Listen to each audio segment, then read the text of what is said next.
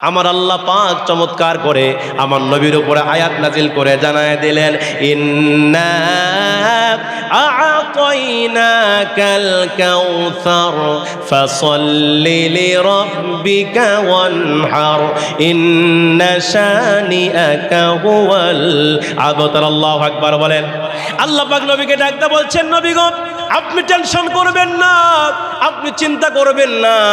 মক্কার মানুষ আপনাকে যে যা বলে বলুক, আমি রাসূল, আমি আল্লাহ আপনাকে জানায় দিলাম নবী, আমি আপনাকে এই মুহূর্তে হাউজে কাউসার দান করে দিলাম। আমি আপনাকে কাউসারের মালিক বানায় দিলাম। এখন আপনারা প্রশ্ন করবেন, হুজুর এখানে আল্লাহ পাক রাসূলকে 4টা মেয়ে দান করলেন, এই মেয়েগুলো জীবিত থাকলো আর ছেলেগুলো নাবালেগ অবস্থায় কেন দুনিয়া থেকে বিদায় নিয়ে চলে গেল? এরকম প্রশ্ন আসতে পারে কিনা? আমার মুসলমান ভাইয়েরা, এবার আমি আপনাদেরকে বলতে চাই, আপনারা বলেন তো, এই পৃথিবীতে আল্লাহ পাক যত বড় বড় নবী রাসূল পাঠিয়েছেন, এই নবীদের ছেলে কি ছিল? নবী ছিল। যেমন হযরতে দাউদ আলাইহিস সালাতু ওয়াস সালামের ছেলে ছিল হযরতে সুলাইমান আলাইহিস সালাতু ওয়াস সালাম, তিনি কিন্তু নবী ছিলেন, ঠিক কিনা? আবার হযরতে ইব্রাহিম আলাইহিস সালাতু ওয়াস সালামের ছেলে ছিল, নাম হলো হযরতে ইসমাইল, তিনি কি ছিলেন? তাহলে পৃথিবীতে যত বড় বড় নবীরা দুনিয়াতে এসেছেন, প্রত্যেক নবীর ছেলেরা নবী, কিন্তু আমার নবীজির ছেলে থাকবে আর নবী হবে না, এটা কি হতে পারে? কিন্তু আল্লাহ পাক আগেই বলেছেন কোরআনে, মা কানা মুহাম্মাদুন আবা আহাদিম মির রিজালিকুম ওয়ালাকির রাসূলুল্লাহি ওয়া খাতামান নাবিয়্যিন। আল্লাহ পাক ডাকতে বলছেন, মা কানা মুহাম্মাদুন আবা আহাদিম মির রিজালিকুম। আল্লাহ বলছেন মুহাম্মদ সাল্লাল্লাহু আলাইহি ওয়াসাল্লাম কোন পুরুষের পিতা নন। আল্লাহু আকবার বলেন। তিনি রিজাল, এখানে রিজাল বলা হয়েছে অ্যাডাল্ট, মানে প্রাপ্তবয়স্ক পুরুষের কথা বলা হয়েছে। মুহাম্মদ সাল্লাল্লাহু আলাইহি ওয়াসাল্লাম তিনি কোনো পুরুষের পিতা নন। তাহলে তিনি কি? আল্লাহ বলছেন ওয়ালাকির রাসূলুল্লাহ, তিনি হচ্ছেন কার রাসূল? জোরে বলেন কার রাসূল? আল্লাহ এখানে শেষ করেন নাই, আল্লাহ বলছেন ওয়া খাতামান নাবিয়্যিন, এবং তিনি ছিলেন সর্বশেষ নবী। নাস্তিকতা নিপাত যাক, দিন ইসলাম জিন্দাবাদ। নাস্তিকতা নিপাত যাক, দিন ইসলাম জিন্দাবাদ। কোটি প্রাণে একই আওয়াজ, খোদাদ্রোহী সার পাবে না, এই বাংলায় ঠাই হবে না, মুসলমানরা জেগেছে আজ। জোর কদমে সামনে চলো, বজ্রকণ্ঠে আওয়াজ তোলো, সবাই মিলে একই তালে দাও না স্লোগান, নারায়ে তাকবীর, নারায়ে তাকবীর। দিন ইসলাম, দিন ইসলাম কায়েম হোক, কায়েম হোক। ইসলামেরই জন্য দেশের হয়েছে জন্ম, ইসলামের বিরুদ্ধে গেলে দেশ হবে ভিন্ন। ইসলামেরই জন্য দেশের হয়েছে জন্ম, ইসলামের বিরুদ্ধে গেলে দেশ হবে ভিন্ন। ইসলামের বিরুদ্ধে যারা নিয়েছে অবস্থান, এই বাংলায় ঠাই হবে না, যাও হিন্দুস্তান। তোলো তোলো আওয়াজ তোলো, জোর কদমে সামনে চলো, সবাই মিলে একই তালে দাও না স্লোগান, নারায়ে তাকবীর। সবাই সবাই নারায়ে তাকবীর, নারায়ে তাকবীর। দিন ইসলাম, দিন ইসলাম জিন্দাবাদ, জিন্দাবাদ। মুসলমানের এই দেশেতে নাস্তিকদের ঠাঁই নাই, নাস্তিকদের পক্ষে যারা তাদের কোনো রক্ষা নাই। মুসলমানের এই দেশেতে নাস্তিকদের ঠাঁই নাই, নাস্তিকদের পক্ষে যারা তাদের কোনো রক্ষা নাই। এই দেশেতে থাকতে হলে কোরআন মানতে হবে, কোরআন না মানলে তারা বিতাড়িত হবে। তোলো তোলো আওয়াজ তোলো, জোর কদমে সামনে চলো, সবাই মিলে একই তালে দাও না স্লোগান, নারায়ে তাকবীর, নারায়ে তাকবীর। দিন ইসলাম, দিন ইসলাম জিন্দাবাদ, জিন্দাবাদ। আল কোরআনের আলো সব জায়গায় জালো, নারায়ে তাকবীর। আলোচনা কি চলবে? চলবে। আমার মুসলমান ভাইয়েরা, আজকে যে কিতাব থেকে আমি কথা বলতে এসেছি, এই কিতাবের নাম কি? সবচাইতে বড় সূরার নাম হচ্ছে সূরাতুল বাকারা। বড় সূরার নাম কি? আর সবচাইতে ছোট সূরার নাম কি? কাউসার। আমি কাউসার তেলাওয়াত করেছি। এই কাউসারের উপরে যতটুকু সময় আমি পাবো তার উপর আমি মুখতাসারের উপরে কথা বলার চেষ্টা করব। শুনবে তো ইনশাআল্লাহ? সম্মানিত ভাইয়ের আমার, সূরাতুল কাউসার এটি কোরআনুল কারীমের 108 নম্বর সূরা। কত নম্বর সূরা? 108 নম্বর সূরা। এই সূরাটি 30 পারায় আছে। সূরাটির ভিতরে আয়াত আছে 3টি। আয়াত আছে কয়টি? শব্দ আছে 10টি। শব্দ কয়টি? হরফ আছে 43টি। সূরা কোন কয়টি? সূরাটি নাজিল হয়েছে মক্কায়। নাজিল হয়েছে কোথায়? মক্কায়।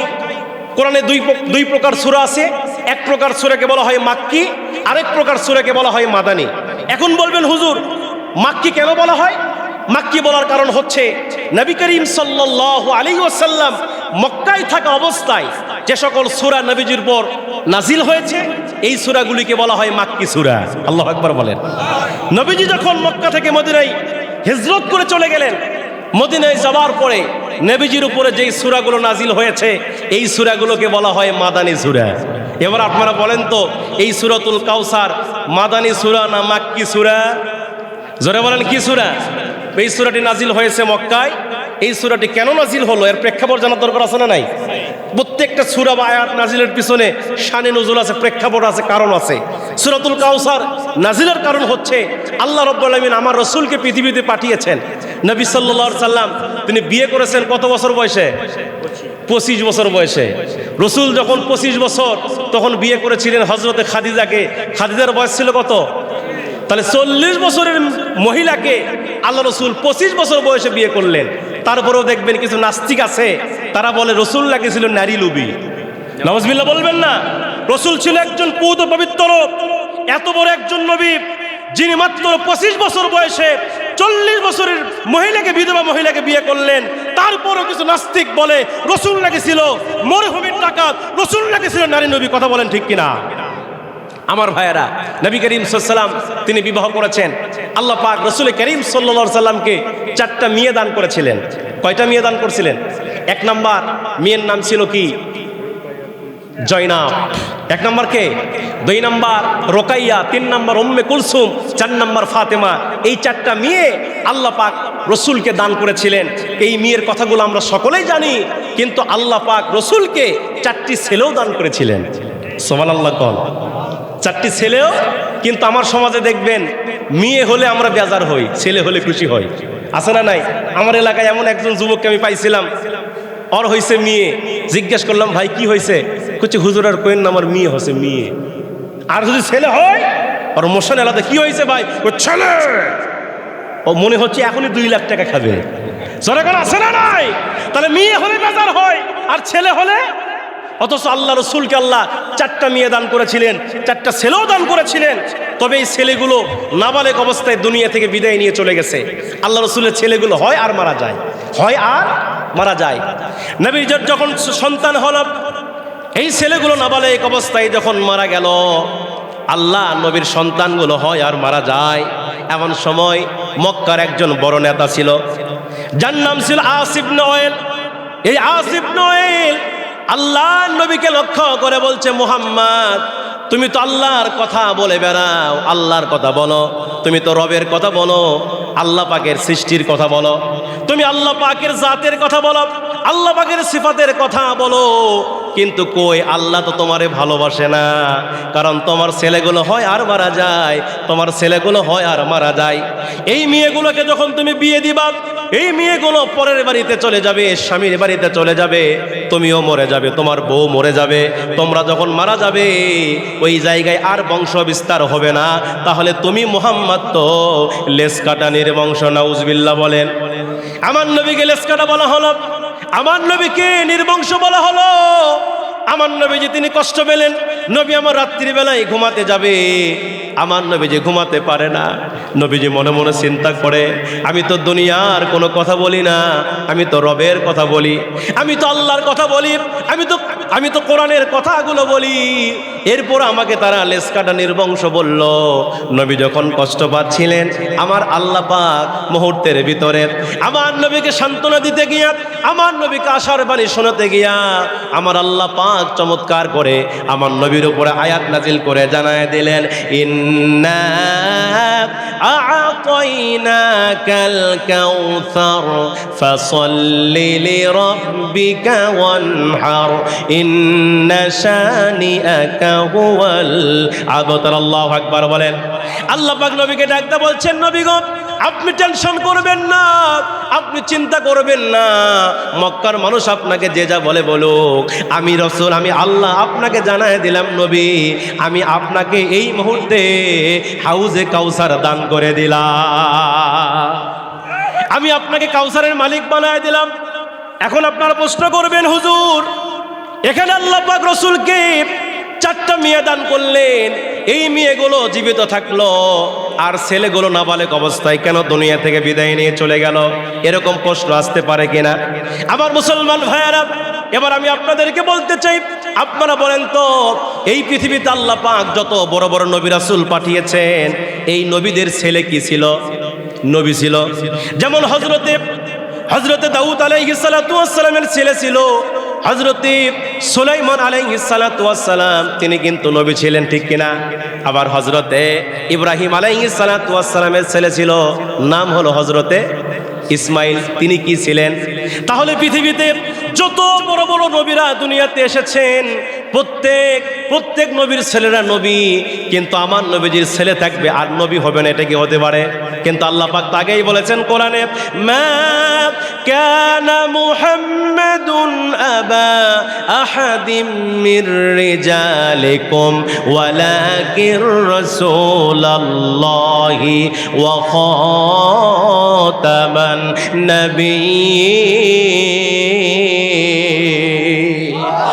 আল্লাহ পাক ডাকতে বলছেন, মা কানা মুহাম্মাদুন আবা আহাদিম মির রিজালিকুম, আল্লাহ বলছেন মুহাম্মদ সাল্লাল্লাহু আলাইহি ওয়াসাল্লাম কোন পুরুষের পিতা নন। আল্লাহু আকবার বলেন। তিনি রিজাল, এখানে রিজাল বলা হয়েছে অ্যাডাল্ট, মানে প্রাপ্তবয়স্ক পুরুষের কথা বলা হয়েছে। মুহাম্মদ সাল্লাল্লাহু আলাইহি ওয়াসাল্লাম তিনি কোনো পুরুষের পিতা নন, তাহলে তিনি কি? আল্লাহ বলছেন ওয়ালাকির রাসূলুল্লাহ, তিনি হচ্ছেন কার রাসূল? জোরে বলেন, কার রাসূল? আল্লাহ এখানে শেষ করেন নাই, আল্লাহ বলছেন ওয়া খাতামান নাবিয়্যিন, এবং তিনি ছিলেন সর্বশেষ নবী। তিনি কি নবী ছিলেন? আচ্ছা, আমার নবীর পরে কি আর নবী আসবে দুনিয়াতে? নবীজি তো হাদিসে নিজেই বলেছেন, আনা খাতামুন নাবিয়্যা, আমি হলাম সর্বশেষ নবী, লা নাবিয়্যা বাদি, আমার পরে এই পৃথিবীতে আর কোনো নবী। তাহলে নবী যেহেতু শেষ, নবীর পরে পৃথিবীতে আর কোনো নবী আসবে না, নবীজির মাধ্যমে এই পৃথিবীতে নবুয়তের দরজাকে বন্ধ করে দেওয়া হয়েছে। সুতরাং আমার নবীজির ছেলে যদি প্রাপ্তবয়স্ক যুবক হইতো, বড় হইতো, তাহলে তাদেরকে নবুয়ত দেওয়া লাগতো, ঠিক না? যেন বলেন। সুতরাং যেহেতু নবী শেষ, এই জন্য আল্লাহ রাব্বুল আলামিন আমার নবীকে, আমার নবীর 4টি সন্তানকে নাবালেগ অবস্থায় দুনিয়া থেকে উঠিয়ে নিয়েছেন। আল্লাহু আকবার, জোরে বলেন। আমার নবী এই পৃথিবীতে আসলেন, নবী করিম সাল্লাল্লাহু আলাইহি সাল্লামকে আল্লাহ পাক সান্ত্বনা দিচ্ছেন। মক্কার মানুষ রাসূলকে এত গালমন্দ করেছে, এত গালিগালাজ করেছে, রাসূলের চরিত্র নিয়ে বাজে মন্তব্য করেছে, কিন্তু আল্লাহ রাসূল তিনি হতাশ হন নাই। আল্লাহু আকবার কোন। নবীজির চরিত্র নিয়ে তারা বাজে মন্তব্য করেছে। মক্কার মানুষেরা আমার রাসূলকে পাগল বলেছেন, আমার রাসূলকে মাজনুন বলেছেন, আমার নবীজির চরিত্র নিয়ে বাজে মন্তব্য করেছে, কিন্তু আল্লাহ রাসূল কোনো জবাব দেন নাই। আল্লাহ পাক নিজেই তার জবাব দিয়েছে। আল্লাহু আকবার। নবীজির চারিত্রিক সার্টিফিকেট আল্লাহ নিজেই দিলেন। আল্লাহ পাক চমৎকার করে সূরা কালামের 4 নম্বর আয়াতে আল্লাহ বলছেন, ওয়া ইন্নাকা লাআলা খুলুকিন আযীম। আল্লাহ বলছেন, নবী হ্যাঁ, মক্কার মানুষেরা যে যা বলে বলুক আপনাকে, আপনি টেনশন করবেন না, চিন্তা করবেন না, আপনি হলেন সুমহান চরিত্রের অধিকারী। আল্লাহ নবীর মতো এত চরিত্রবান মানুষ পৃথিবীতে ছিল, যখন পৃথিবীতে ছিল, কিন্তু সেই নবীকেও তারা গালমন্দ করেছে। সুতরাং এই পৃথিবীতে আপনি যতই ভালো কথা বলেন না কেন, হক কথা বলেন না কেন, দেখবেন কিছু লোক আছে আপনার বিরুদ্ধে গালমন্দ করবে। তার দৃষ্টান্ত হচ্ছে এই বাংলাদেশে একজন কিংবদন্তি মুফাসসির ছিলেন, যার নাম হচ্ছে শহীদ আল্লামা দেলোয়ার হোসেন সাইদি। কথা বলেন না কেন? কিংবদন্তি একজন মুফাসসির আল্লামা সাঈদী রহমাতুল্লাহি আলাইহি এই বাংলাদেশের এক নয়, দুই নয়, তিন নয়, প্রায় 50 বছর এই কোরআন বুকে নিয়ে সারা পৃথিবীতে কোরআনের তাফসীর করেছে। ঠিক কিনা বলেন? আল্লামা সাঈদীর তাফসীর শুনে হাজার হাজার অমুসলিমরা কালেমা পড়ে মুসলমান হয়েছেন। সেই কোরআনের কিংবদন্তি মুফাসসিরকেও তারা মিথ্যা মামলা দিয়ে, রাজাকারের তহমত দিয়ে, ধর্ষণকারী বানিয়ে, রাজাকার বানিয়ে আল্লামা সাঈদীকে 13 বছর জেলের মধ্যে বন্দী করে ইনজেকশনের ভিতরে বিষ মিশ্রণ করে আল্লামা সাঈদীকে হত্যা করা হয়েছে। কথা বলেন ঠিক কিনা? যারা আল্লামা সাঈদীকে হত্যা করেছে, আল্লামা সাঈদীকে দুনিয়া থেকে বিদায় করেছে, আজকের এই মাহফিল থেকে বলতে চাই, তোমাদের বিচার বাংলার জমিনেই হবে, একটা কেউ ছেড়ে দেওয়া হবে না, হবে না। ঠিক কিনা যারা বলে? নির্যাতন কি কম করছে? জোরে কোন কম করছে? আল্লামা সাঈদীকে তোমরা মেরেছ 2023 সালের 14 আগস্ট।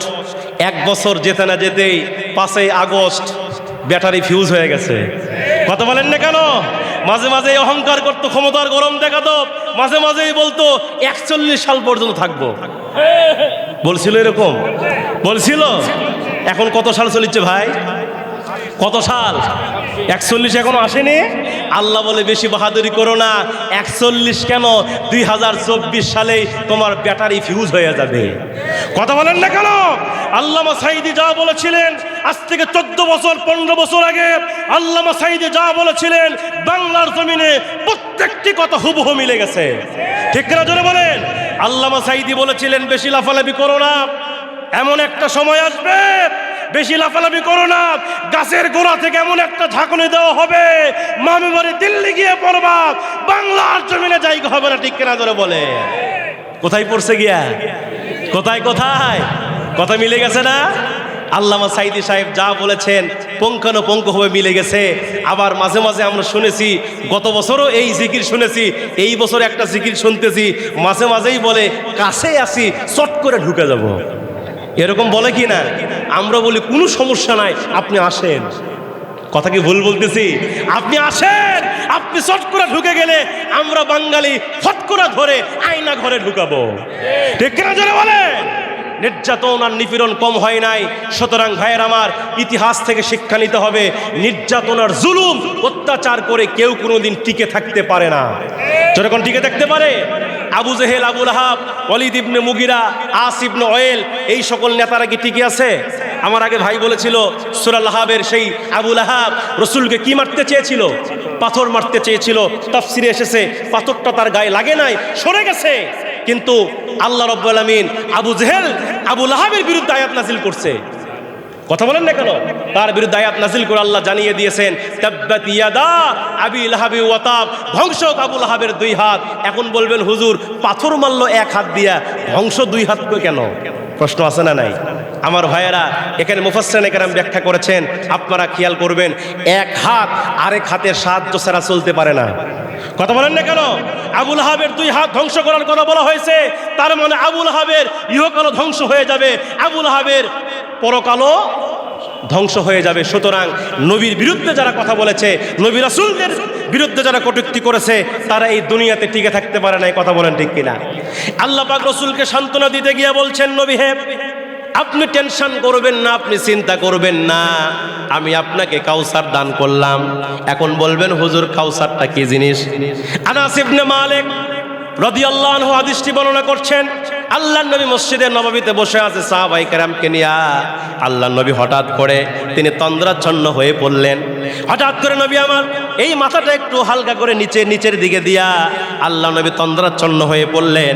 তন্দ্রাচ্ছন্ন হবার পরে আল্লাহ নবী কিছুক্ষণ পরে তার মাথাটা উঠালেন। নবীজি আমার মাথাটা উঠানোর পরে আমার নবীজি তিনি মুস্কি মুস্কি হাসলেন। সাহাবীরা জিজ্ঞাসা করলেন, ইয়া রাসূলুল্লাহ, ইয়া হাবিবাল্লাহ, আপনি কেন মাথা উঠায়া মুস্কি মুস্কি হাসেন? আপনার হাসার কারণ তো আমরা কিছুই জানি না। এবার রাসূল ডাকতে বলছেন, সাহাবীরা তোমরা শোনো, আমার হাসার কারণ হলো আমি যখন তন্দ্রাচ্ছন্ন হয়ে গেছিলাম, এমন সময় আল্লাহ পাক আমার উপরে সূরাতুল কাউসার নাজিল করে দিছে। এই সূরাতুল কাউসার নাজিল হয়ে গেছে। আল্লাহ পাক আমাকে কাউসার দান করেছে। এ সাহাবীরা তোমরা বলো এই কাউসারটা কি জিনিস? তোমরা কি কাউসার সম্পর্কে কিছু জানো নাকি? এবার সাহাবীরা ডাক দেয়া বলছেন, রাসূলুল্লাহ আল্লাহু রাসূলু আ'লামু, এইটা আল্লাহ এবং তার রাসূলই ভালো জানেন, আমরা বলতে পারবো না। এইটা আল্লাহ ভালো জানে, তার রাসূল ভালো জানে, আমরা বলতে পারবো না। এবার রাসূল বলছে, সাহাবীরা শোনো, এই কাউসার হলো জান্নাতে একটি কূপের নাম। এইটি জান্নাতি একটা নহরের নাম, একটা কূপের নাম, যা আল্লাহ পাক আমাকে দেওয়ার জন্য ওয়াদা করেছেন। এই হাউজে কাউসারের পানি আমার উম্মতেরা পান করবে। এই হাউজে কাউসারের পানি পান করার পরে আমার উম্মতেরা আর তারা পিপাসিত হবে না। এই আমার উম্মতদেরকে এই হাউজে কাউসারের পানি পান করানো হবে। আবার আমার কিছু উম্মতের ভিতরে আল্লাহ পাক রসুলকে জানিয়ে দিচ্ছেন, রসুল আবার আপনার কিছু উম্মতেরা এই হাউজে কাউসারের পানি পান করতে যাবে, কিন্তু তাদেরকে ফেরেশতা হটিয়ে দিবে, তাদেরকে কাউসারের পানি পান করানো হবে না, তাদেরকে কাউসারের পানি দেওয়া হবে না। এই কথা যখন আল্লাহ রসুলকে বলেছিলেন, আল্লাহ রসুল তখন আল্লাহকে ডাক দিয়ে বলেছেন, আল্লাহ কেন আমার ওই সকল উম্মতদেরকে পানি দেওয়া হবে, কেন তাদেরকে বিতাড়িত করা হবে? আল্লাহ পাক রসুলকে বলেছিলেন, রবি আপনি এই দুনিয়া থেকে যাবার পরে তারা নতুন পথ, নতুন দল তারা সৃষ্টি করেছিল, যার কারণে তারা দুনিয়াতে বেদাত করেছে। এই বেদাত করার কারণে তাদেরকে হাউজে কাউসারের পানি প্রদান করা হবে না। এই পৃথিবীতে বেদাত আছে না নাই? জোরে বলেন। কুল্লু বেদাতিন দালালাত, প্রত্যেক বেদাত হচ্ছে গোমরাহি।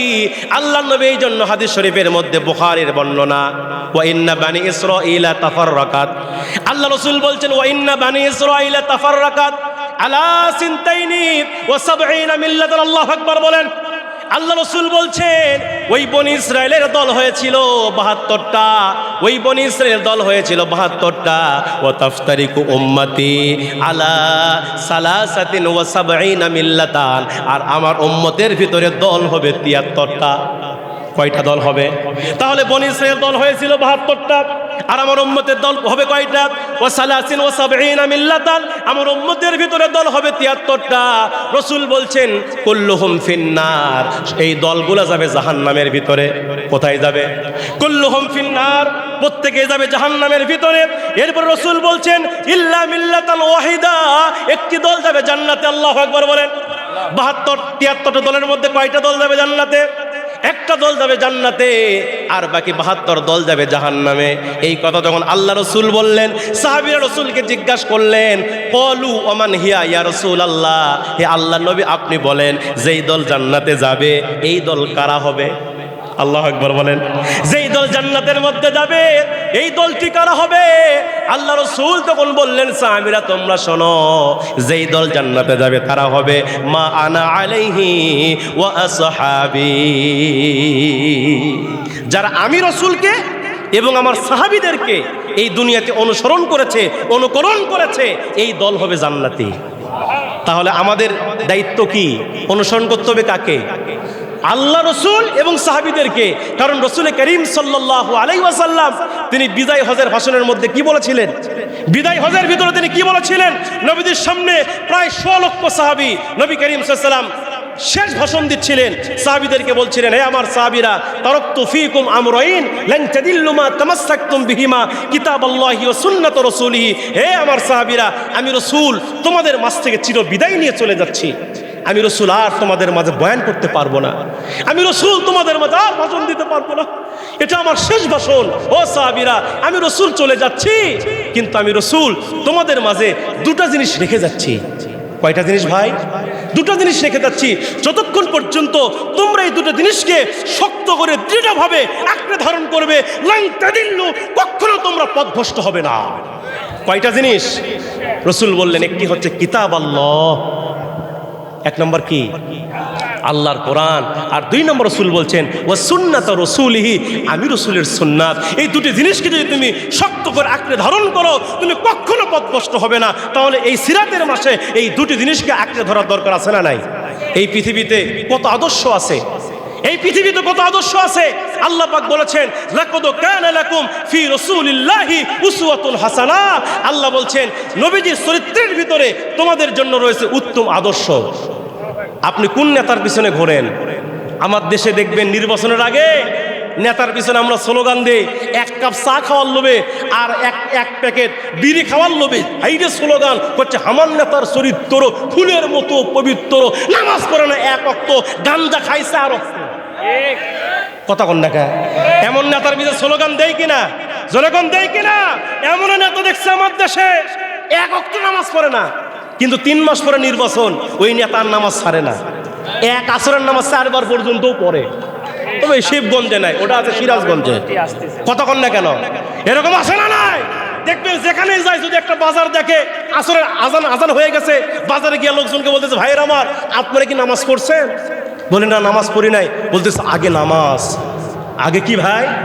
আগে কি বলছে? আগে নামাজ।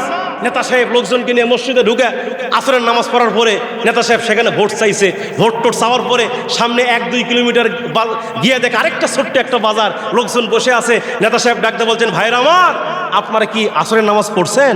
বলে না নামাজ তো পড়ি নাই। বলে আগে নামাজ। আগে কি? নেতা সাহেব ওখানে গিয়েও জামাত করছে। কথা বলেন না কেন? আসে না নাই? জনগণকে বোকা বেনে ধোকা দিয়েছে।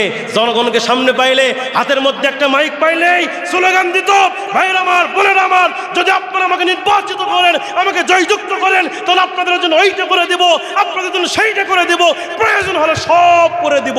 রড দিয়া কি দিয়ে ভাই? কিন্তু নেতা সাহেব নির্বাচিত হওয়ার পরে জনগণকে রড দেয় না, রডের বদলে একাওয়ালা বাঁশ ঢুকায়। কথা বলেন না কেন?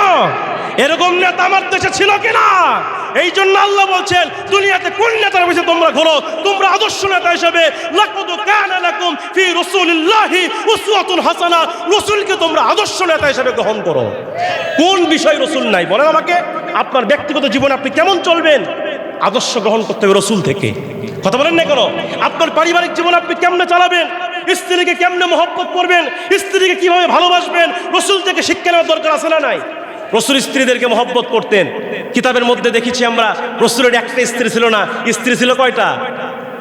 11টা স্ত্রী ছিল। আল্লাহু আকবার। কয়টা স্ত্রী? 11 জন স্ত্রী রাসূলকে রাসূল ভালোবাসতেন। একদিন হঠাৎ করে 11 জন স্ত্রী রাসূলের সামনে হাজির হয়ে রাসূলকে জিজ্ঞাসা করছে, রাসূল আপনার কাছে আমরা একটা প্রশ্ন করতে চাই। রাসূল বলে কি প্রশ্ন করতে চাও বলো। 11 জন স্ত্রী ডাক দেবে, রাসূল আপনাকে বলতে হবে আপনি কোন স্ত্রীকে সবচেয়ে বেশি ভালোবাসেন। আল্লাহু আকবার। রাসূল মনে মনে চিন্তা করে, মারাত্মক লেভেলের প্রশ্ন, উত্তর এখন কি দেই? একজনের কথা বললে 10 জন মন খারাপ। কথা কন না কেন? রাসূল তখন মনে মনে চিন্তা করলো উত্তর আজকে দেওয়া যাবে না। স্ত্রীদেরকে ডাক দেওয়া, যে স্ত্রী প্রশ্ন যেটা করছে খুব মারাত্মক প্রশ্ন, খুব ভালো প্রশ্ন, তবে উত্তর আমি আজকে দিবার পারছি না, উত্তর দিব আগামীকালকে। উত্তর দিব আগামীকালকে। রাসূল স্ত্রীদের কাছ থেকে রুখসত নিয়ে এবার রাত্রি যখন গভীর হয়ে গেল, আল্লাহ রাসূল প্রত্যেক স্ত্রীর ঘরে ঢুকলেন আর 2টা করে খেজুর দিলেন। কয়টা করে খেজুর দিলেন? প্রত্যেক স্ত্রীর ঘরে ঢুকে রাসূল 2টা করে খেজুর দিলেন আর বলছেন আমি যে তোমার ঘরের মধ্যে এসে 2টা খেজুর দিছি এটা যেন কেউ না জানে। সকাল যখন হয়ে গেছে, আল্লাহ নবী স্ত্রীদেরকে এক জায়গায় করলেন, করে রাসূল বলছে এ প্রাণের স্ত্রীরা, তোমাদেরকে এবার গতকালকের উত্তর দিতে চাই। আমি ওই স্ত্রীকে সবচাইতে বেশি ভালোবাসি গত রাত্রিতে যেই স্ত্রীর ঘরে ঢুকা 2টা খেজুর দিছিলাম। 11 জন স্ত্রী খালি চোখ খালি বন্ধ করে মুচকি মুচকি হাসে। আল্লাহু আকবার জোরে বলে। এটি হচ্ছে রাসূলের আদর্শ, এটি হচ্ছে স্ত্রীর প্রতি রাসূলের ভালোবাসা। এজন্য আসুন না, রাসূলকে পারিবারিক জীবনে আপনাকে অনুসরণ করতে হবে, রাসূলকে অর্থনৈতিক জীবনে অনুসরণ করতে হবে, রাসূলকে সামাজিক জীবনে অনুসরণ করতে হবে, রাসূলকে রাষ্ট্রীয় জীবনে অনুসরণ করার দরকার আছে না নাই?